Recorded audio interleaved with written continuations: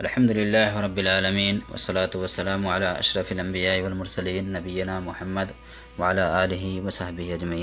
آج کا درس نمبر 14 ہے الادب المفرد سے، باب ہے لا یسب والدی، کہ کوئی اپنے ماں باپ کو گالی نہ دینے کے سلسلے میں یہ باب ہے۔ حدیث نمبر 27 ہے عن عبداللہ بن عمر رضی اللہ عنہما قال قال النبی صلی اللہ علیہ وسلم من الکبائر ان يشتم الرجل والديه فقالوا كيف يشتم قال يشتم الرجل أبا الرجل فيشتم أباه وأمه۔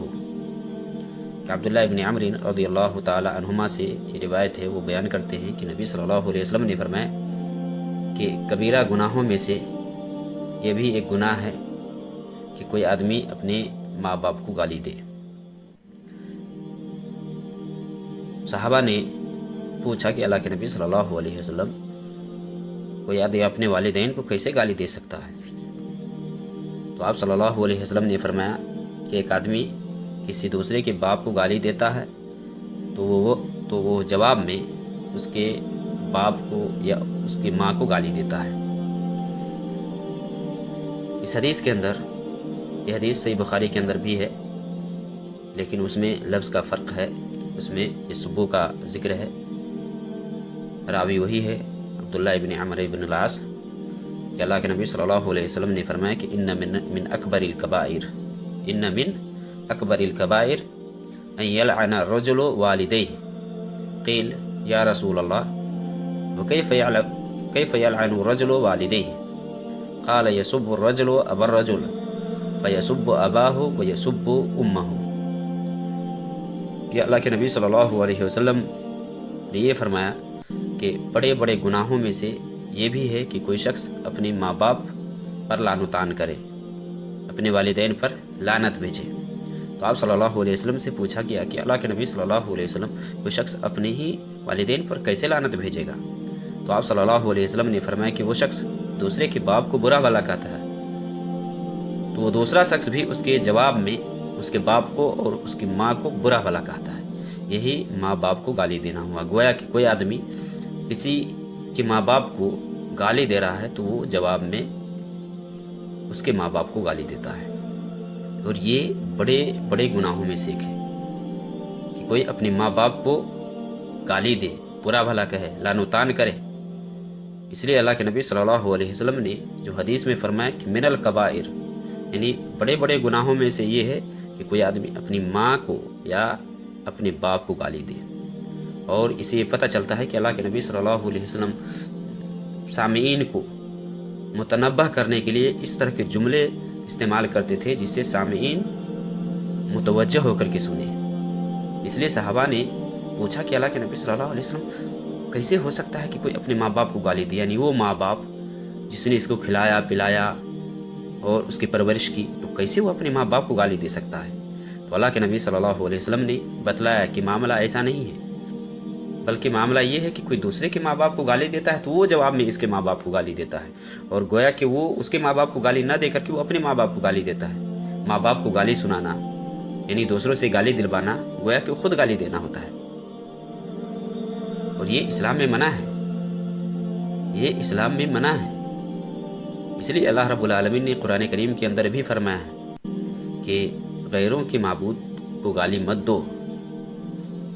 جسے سورہ انعام میں اللہ نے فرمایا ہے وَلَا تَسُبُّوا الَّذِينَ يَدْعُونَ مِن دُونِ اللَّهِ فَيَسُبُّوا اللَّهَ عَدْوًا بِغَيْرِ عِلْمٍ، کہ کسی کے معبودوں کو گالی مت دو، کیوں؟ اگر تم گالی دو گے اس کے معبودوں کو تو وہ بھی اللہ کو گالی دے گا، کیونکہ اس کے پاس علم نہیں ہے۔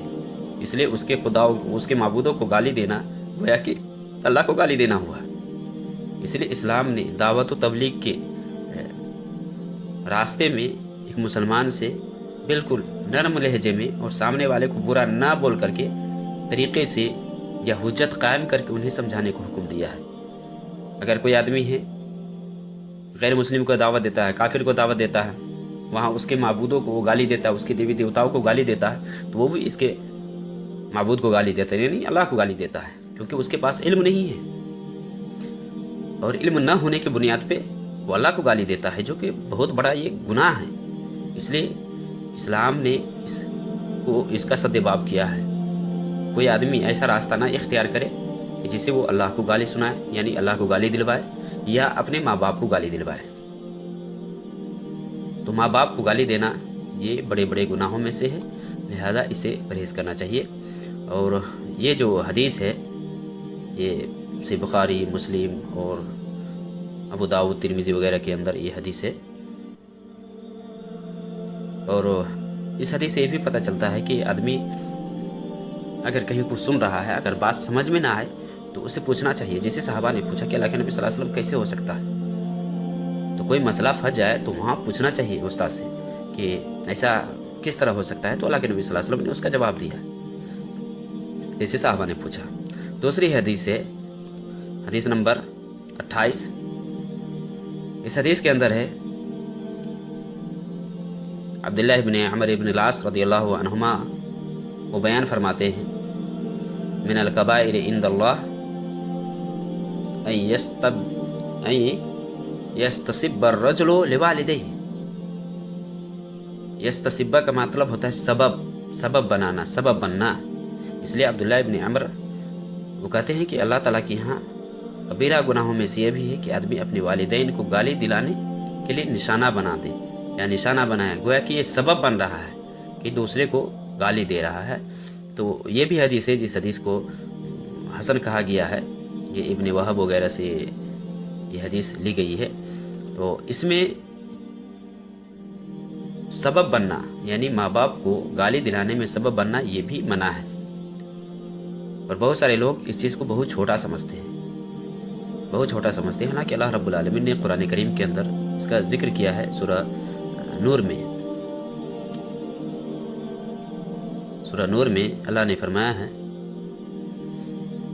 یقولون بافواہہم ما لیس لکم بہ علم وتحسبونہ ھنیا وہو عند اللہ عظیم. اسی سے لیا گیا ہے کہ لوگ اپنی زبان سے ایسی باتیں نکالتے ہیں جس کا انہیں علم نہیں ہوتا ہے اور اسے وہ ہلکا سمجھتا ہے، یعنی اس بات کو وہ ہلکا سمجھتے ہوئے اسے وہ نکالتا ہے، لیکن وہ اللہ رب العالمین کے نزدیک بہت بڑی بات ہوتی ہے.